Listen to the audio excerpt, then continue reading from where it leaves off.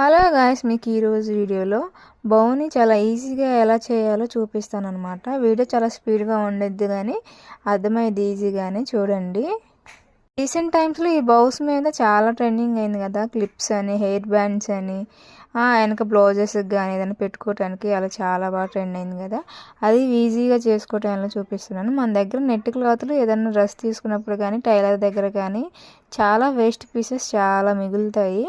వాళ్ళ దగ్గరికి వెళ్ళి అడిగినప్పుడు మనకు సరిపడా అంత చిన్న ముక్కలే పర్లేదు, చాలా దగ్గర దొరుకుతాయి అవి నేను వీడియోలో చూపించిన విధంగా ఫోల్డ్ చేసుకొని సూది దారంతో కొంచెం ఊడిపోకోకుండా అలా నాట్స్ వేస్తే సరిపోయిద్ది అనమాట. ఆ తర్వాత రెండు కలిపి అటాచ్ చేస్తే సింపుల్గా మనకి నచ్చిన సైజులో చేసుకోవచ్చు. చాలా బాగుంటాయి, ఊడిపోవు కూడా, చాలా స్ట్రాంగ్గా ఉంటాయి.